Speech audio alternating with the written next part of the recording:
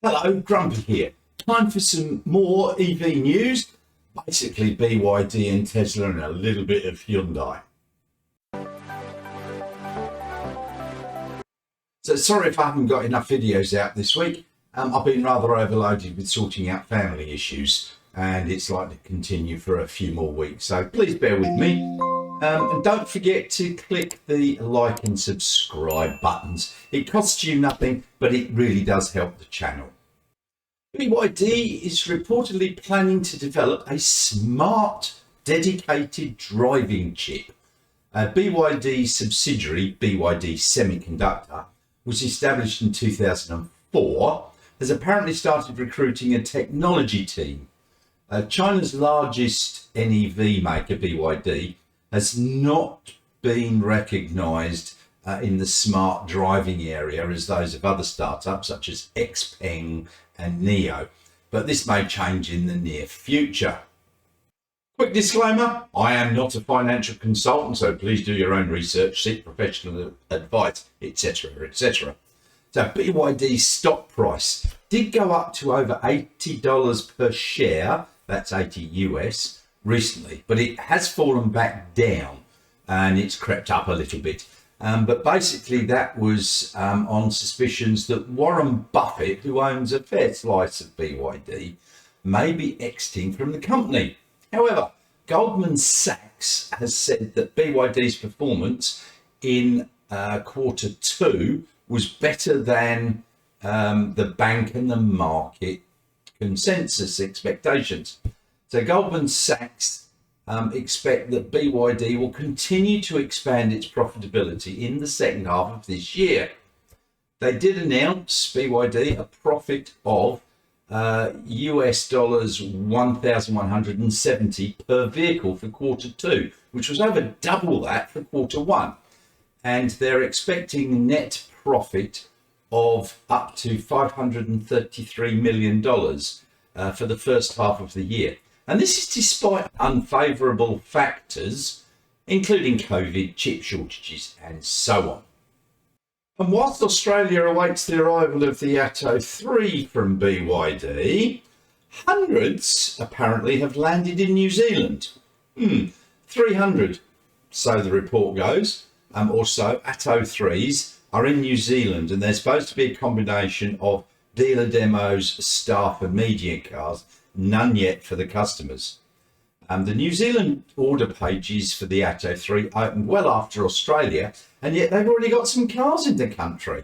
Now, there are a few differing reports that only 20 demonstrators have arrived in New Zealand and the rest are due later this month, but that's still a significant milestone as New Zealand get ready to deliver cars into a right-hand drive market, and Australia next month, September maybe.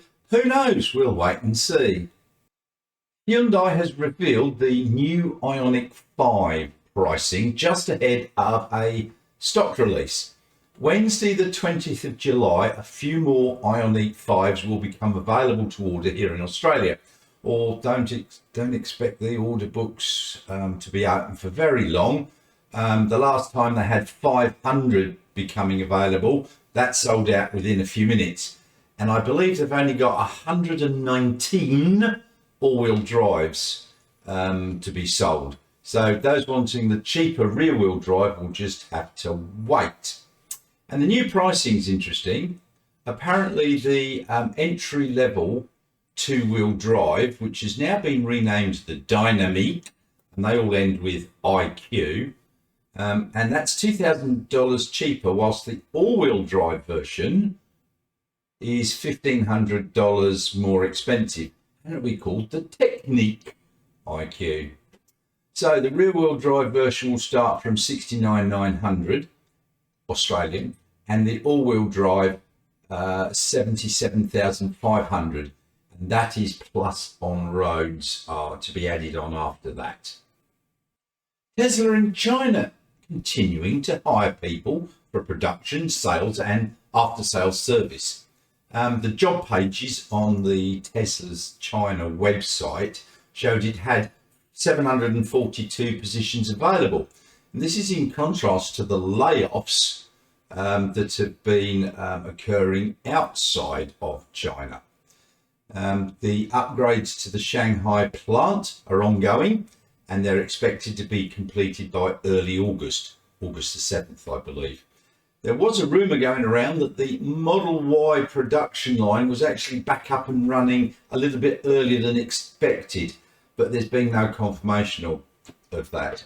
But once completed, the target production of Giga Shanghai will be 22,000 vehicles per week. 14,000 of those, or slightly over, will be Model Ys, and the rest, about 7,500 vehicles, will be Model 3s. So that equates to 1.1 million vehicles a year coming out of Giga Shanghai. And originally, when they planned Giga Shanghai, I think they were expecting maybe 500,000 cars a year to come out of that. So they really increased capacity nicely. And talking of the Model Y, I've now got a delivery window for my Model Y. They give you a 2-week window. I'm last 10 days of August, first few days into September. So I ordered my Atto 3 back in March. Still no sign of it coming. I'm thinking probably September. I ordered my Model Y last month, middle of June, and it's already made, built. I've got a VIN number. I've got a made date, and it's almost certainly on a ship. There's been one left a couple of days ago and another one to leave in a couple of days, and they'll be calling around all the way around Australia, and they'll get to Fremantle Port, which is our local port, middle of August. And then a few that are leaving a bit later are coming on the 1st of September. So I'm expecting my car might be on one of those 2 boats, and fingers crossed. So what will I do with my BYD order? Almost certainly cancel it, but I will take one out for a test drive first to see what it's like. And what am I going to do with my Model 3 that I've got? I'm not sure. I've got a couple of choices. Number one, I could just rent it out on EV and see how that goes, or I could just sell it. I'm not sure yet. So thanks very much for watching. I'm still working on another video called the running costs of my Model 3. I think I mentioned it at the end of the last video. You know, 2.5 years of ownership, 60,000 kilometers. It's going to come, I promise. And you're going to be quite surprised at how cheap EVs are to run. So look for that one coming up early next week. And don't forget to click the like and subscribe buttons below. It costs you nothing, remember, but it does help the channel. So thanks very much. See you all soon.